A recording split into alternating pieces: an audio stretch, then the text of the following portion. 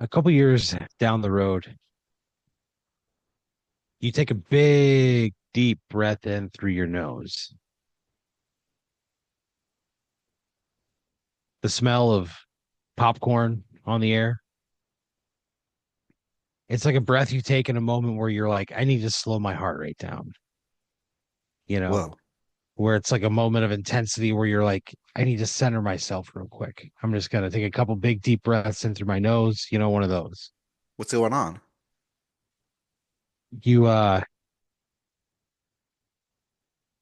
you feel, you've got your back against the wall. You're in a pretty dark room. You feel the unforgiving grip of a plastic pistol in your hand. What? You got a helmet strapped around that bald fucking head of yours. Whoa. A helmet? Yeah. You take a couple big deep breaths in through your nose. You look to your left. A man in his early 30s, similarly dressed in what looks to be like sort of combat gear. He's got pads on his elbows, on his knees. He's got a big glowing blue plate in the middle of his chest. What? You look to your other side. You see a tall, thin woman, long red hair peeking out from underneath her helmet. She has a little bit of an overbite. Okay. She looks at you. You nod your head. She nods back. You kind of look forward and you count on your fingers. You count one, two, three. And you guys just like zip around this wall. And standing there, caught off guard, are four players on the red team. Oh, shit. You raise that fucking pistol chest high, and you've got them dead. You got these guys dead to rights. What do you say Fuck before you yes. pull the trigger? I go, game's up, boys. And I just fire at them and You say I shoot my laser. you uh you say game's up, boys. Yeah, in that tone, exactly. Yeah, like a fucking cocktail waitress in a 1920s movie. Game's up, boys. Cigars, Yeah. cigarettes. Oh man. You say game's up, boys, and you don't call it dumping your laser. You call it dumping your load. You Oh, just dump this load right into their chest. Their lights firing up. Your two teammates flanking your sides. You guys just unload on them. yeah. We all drop loads. You all drop these huge laser loads. Oh, what? You walk into their what is essentially like a base area. You capture their flag, and then you hear a "Brr." Blue team wins. And the lights come up at the laser tag at the laser tag place where you're playing. A couple years down the road, you get really into laser tag, Fuck yeah. right? It's it's something that you did when you were a kid, right? You'd have friends who'd have birthday parties at the laser tag Yeah, place. of course. I haven't done One it in kid, years. yeah, one kid, John Stidman, shit his pants in the middle of a match, and he never lived it down, Wow. you know. You have some like really fond memories playing laser tag. Yeah. God, I did so many times. Yeah, Yeah, so many times. just you and the boys, right? Yeah. Yep. Drinking sodas, having French fries. We had it made. candy, Fuck no yeah. parents, you know, it was great. And sort of that, those memories, they were the impetus for this new direction. Well, not new direction, but this renewed direction where, you know, you, you were at work and, you were in, you were working, you're waiting tables at this place and you went into the cooler, the walk-in, right? And you were looking for like, I don't know, fucking cream or something for somebody's coffee, right? And you slipped in the walk-in, and when you slipped, you like kicked backwards and you knocked a shelf over, and Oh, you fell down on your hands and knees, and your pants ripped, and a cucumber came out of the a box and like pressed gently against your uh you know your butthole. come on. You're now exposed butthole, Oh, just like God, Aaron. pressed up against it. Yeah. And you thought from that day forward, you're like, I'm not going to take life for granted anymore. You know, All right. Well, I learned a valuable lesson. because that cucumber was cold, brother. It sent a chill up your spine. Oh, geez. That could have ended really, really badly. Yeah. Okay. You just wiped the cucumber off and put it back in the box. No, come on. Why would I do that? I've never done stuff like that. It was a busy day, so you had to. Where was I? Where was this? What It happened was to the that Velveeta room? you're still working there. You're just working another Picking up spot. a, okay. Yeah, just What, picking up a few shifts. what's this place called? It's a place called uh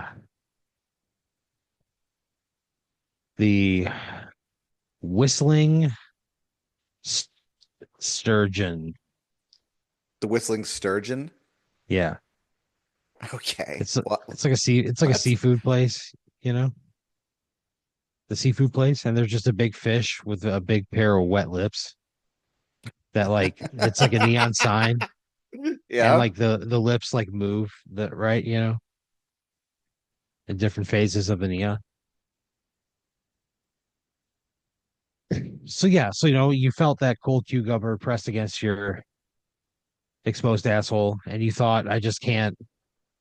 You never know when something weird or strange or awful could happen. So you drove home that day, still feeling the chill. It's just hard to shake. Yeah. You drive home. I think I would tell you about it. I think I would call you, I think. Yeah. Yeah, I think I would tell you like, hey, I feel like my entire outlook has changed and you're never gonna guess how. Yeah. I would support you. No, but I mean I'm mainly the cold cucumber thing. Yeah. Yeah. I would think that's very funny. I just would think, But yeah, I think that you would think it was really funny. yeah. And I do, when you call me and tell me, I laugh about it. We have a, we have a good laugh. Good. We drive home that day. You pass the laser tag place by your house, Oh, the and you're blazer like, you tag, know yeah. what? You're like, I haven't laser tagged in so long. You kind of have this like this memory of hanging out with your friends and being really good at it. And Yeah. that was the other thing, is that like it wasn't just fun. It was like, oh, I was good at this. So you look to kind of recapture some of that form. Okay. So yeah, a couple years down the road, you get really into laser tag. Let's go. You sign up for a league it's a Tuesday night laser tag league. You you get there early, you get your gear on, you get geared up, you stretch, you do Okay. some calisthenics, right? You doing some jumping jacks, right? Doing some lunges, getting everything loose, taking your protein powder. Oh, wow. Protein powder? You're you're really into this. I'm into this. Yeah. Take a handful of Chinese herbs. You don't really know what they are. All you know is they make you feel good and they give you energy and they stop you from feeling pain. Okay. So you're like walking around this place, like kind of jacked up, and you see out of the back office comes this woman who is uh striking, a classic beauty. Oh, cool.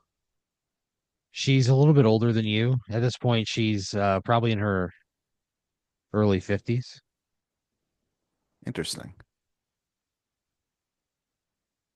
but she's still got a rockin' bod, A rockin' bod. shoulder Nice. length, jet black hair. Nice. Nice. Piercing green eyes. Wow. She walks with confidence, with a purpose. Sometimes you see somebody walking and you could just go, "Oh, I bet that person is like athletic or like in shape," you know. Just somebody's gait can give you a kind of a clue into that. Oh, sure. Yeah, yeah. And she walks with a very fit gait. The gait of an athlete. And you're kind of like you're on the deck doing some push-ups, you see her kind of like get closer to you. Push-ups. It's out of hand. So you go into your game, right? You kind of like put it to the side. Yeah. You go into your game and you guys like fucking clean house, you know. You tear shit up. The other team stood no chance. You were voted MVP of the evening.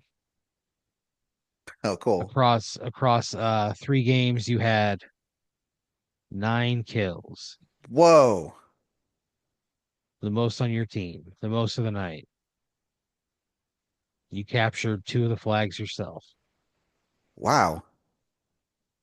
Is it one of those things where you can like pick like a laser tag name? Yeah, What's my name? your handle is um PatDaddy69. Oh no, that's Yeah, PatDaddy69. yeah. Oh, that does not rule. Not even a little. Hmm. So as the final seconds are winding down in the last game of the night, you look up and you see there's like a window into like a room that overlooks the arena, and you see that raven-haired beauty standing looking out over the battlefield. And you look up, you sort of shield your eyes from the fluorescent lights once the game is over. You see her just biting her bottom lip Who's she looking at? right at you. Oh, jeez. Oh man, the Pat Daddy 69. Such a terrible So you say your good games, you congratulate the other team, you say goodbye to your teammates, and you go to walk outside to your car. That fucking white Ford Fiesta sitting out there in name. the Yeah. parking lot.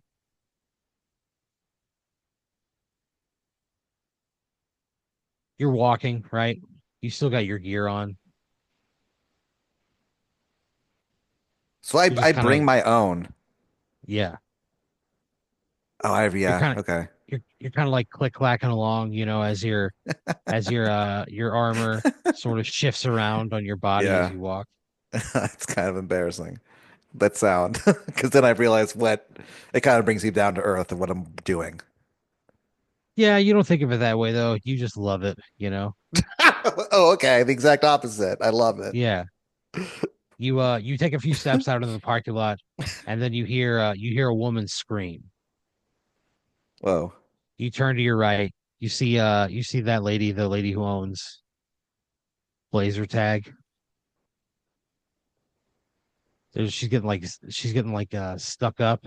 There's a guy in Whoa. front of her. He's got like a little pocket knife, you know, and he's like, "Give me all your money." You know, Whoa. that's what he sounded like. That's what his voice was. Give me Give all me your all your money. money. Yeah. He um he was the first guy that ever had like a tracheotomy and he used a voice box. And then they restored his ability to speak, but he just chooses to use the voice box voice. Why? That's what he likes to do. Give All me all right. your money. I guess in It his line hasn't of been work. an Yeah. it hasn't been an easy transition back into the speaking world. But you see this, you see the moonlight glint off of the blade. You kind of look down at your armored body and you just start running, right? Clack, clack, clack, clack, right? The plastic on your kneecap hitting your thigh guard. Thigh guard. Yeah.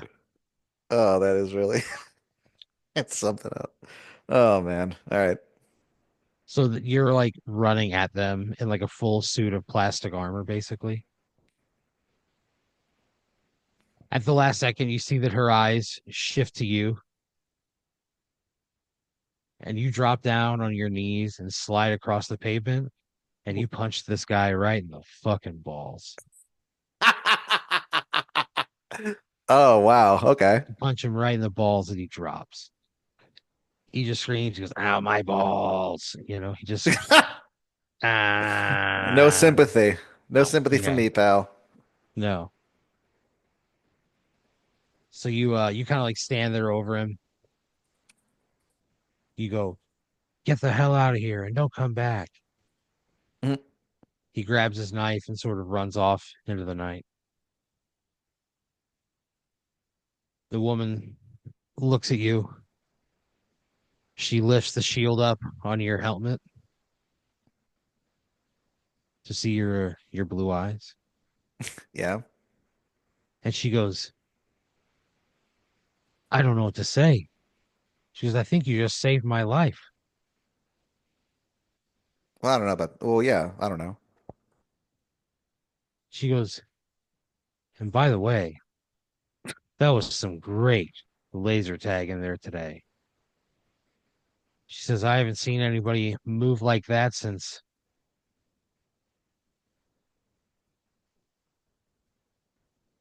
Derek Young." It's Derek Young. He's a famed he was MVP of the Blazer Tag League for like 6 years in a row.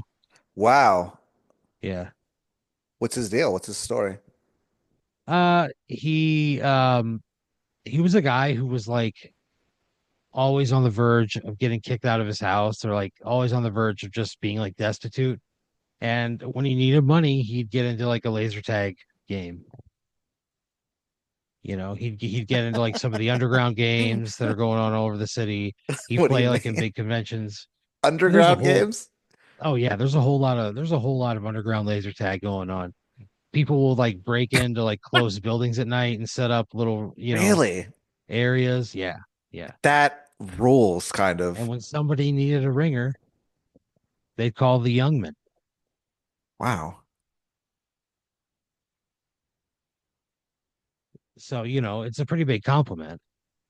He um he stuck his foot out in front of a city bus and let it run it over, and then he sued the city of Austin for like $400,000. Oh, But he had to but give that up laser tag because it really fucked his foot up. wonder if it was worth it. Um, you'd like to ask him, but frankly, nobody's seen him in a couple of years. Jeez. Yeah, I mean, it's probably not good. No, I mean, ah, poor guy. Either way, it's a pretty high compliment. Okay. And she goes, "What's your name, Pat Daddy?" My name's Patrick Dean. She goes, "My name is Dina Patrick."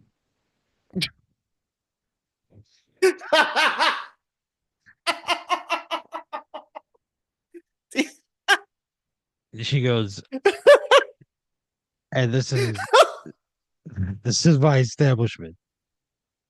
Dina, Patrick, it is damn fine to meet you. She blushes, right? I bet she does. Yeah. She goes, "How on earth can I repay you? You just saved my life." Oh, no, I mean, I don't know. It's fine. She It's goes, just "Can I a cook thing you you do. dinner?" What? Yeah. She goes, "How about this? I'd love to cook you dinner." His way of saying thank you. She writes her phone number and her address down on a slip of paper. She says, "What are you doing tomorrow night? 7 o'clock." You pull I out don't have you any. pull out your phone. You look at your phone's calendar and it just says "jack off" in there. Uh, and she can read it in the reflection of your glasses, and you go, "Oh, I don't have anything," and a wry smile just comes across her face. She goes, "Well, how about you come over and I'll make you spaghetti and meatballs from scratch. My That sounds grandmother's incredible. recipe." Grandmother's meatballs? Yeah, it's her grandma's recipe. That sounds incredible. So you go home, right? You take your armor off, spray it down with a hose,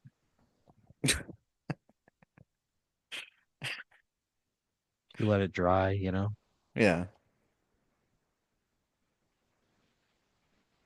You go to work the next day.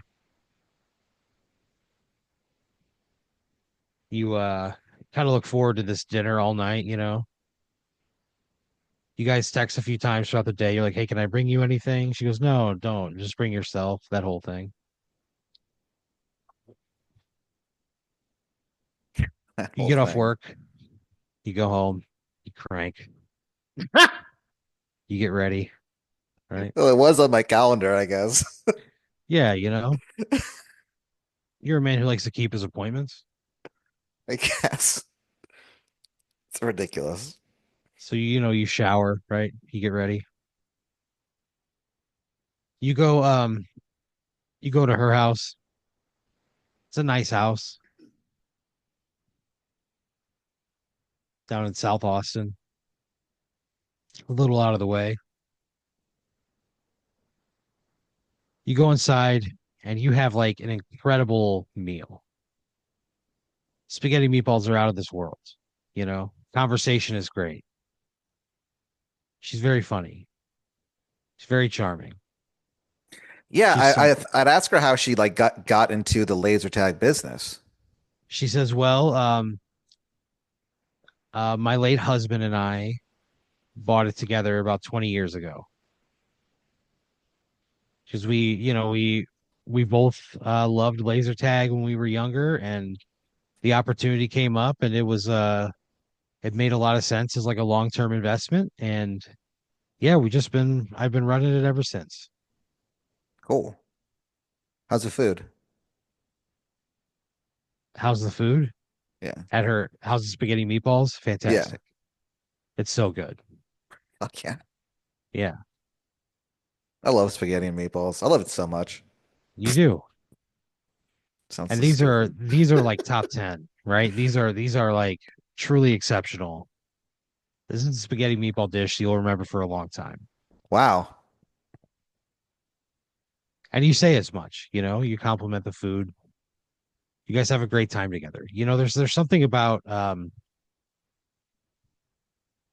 there's something about getting older and like realizing that beauty standards change and Oh, yeah, they yeah. suck. And there comes a point in your life where you're like, oh, I just want to meet somebody cool.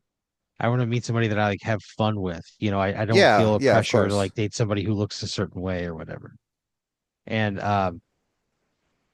like you've never dated a woman older than you, especially this much older, but you're like, she's a wonderful person. You kind of sit there and you look at her and you're taken by her beauty.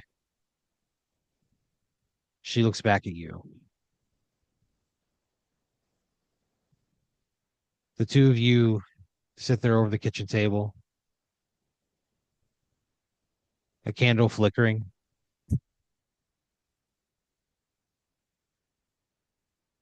soft jazz music coming from a record player from the next room. I The fucking moment love has jazz. arrived. The two of you lean in over your spaghetti, inches from a kiss. And her phone rings. And she goes, oh, she goes, the timing. It breaks the moment. Yeah. She looks at the caller ID, her brow furrows. She picks it up. She goes, what? She goes, oh shit. She goes, I'll be right there. She hangs up. She's like, I'm really sorry. We ran out of lasers. You're like, What do what? you, She's like, yeah. She goes, we just ran out of what? lasers. She goes, we just ran out of lasers. What does that mean? What do you mean? She goes, I gotta go refill the lasers. You want to come with me? She goes, I'll Yeah. show you the inner workings. Yeah. And then I think like while we're on the way there, I ask her what she means by that because that doesn't make sense. She goes, Like the look, guns, like you're out of the. she goes, no, the lasers. Like we have to refill the lasers. Okay. All right. Well, let's go. Let's go, So you go guys, you refill guys the drive, lasers. right? So strange.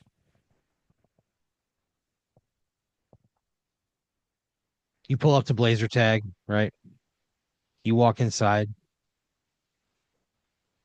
You kind of like follow her in. She goes right this way. You walk. She opens up the door that you first saw her walk out of the last time you were playing. She winds you through a dimly lit hallway. At the end of it, there's a door that just says on it, there's a little plaque that just says laser room. She goes right in here. She opens it up. It's a dark room.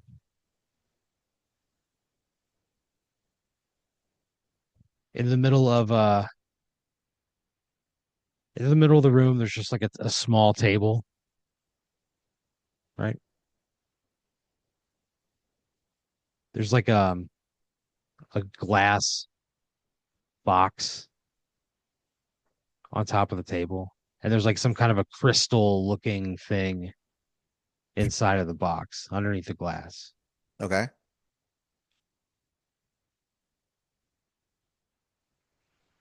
You guys walk in. She closes the door behind you.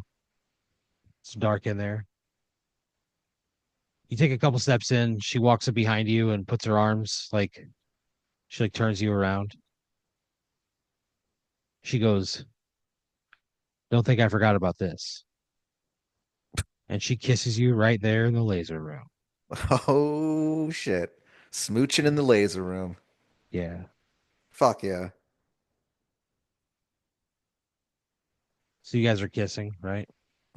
Okay. She's got her arms around your neck, your hands are on her waist, and Classic. she's like walking you back towards the middle of the room. You're making out the whole time.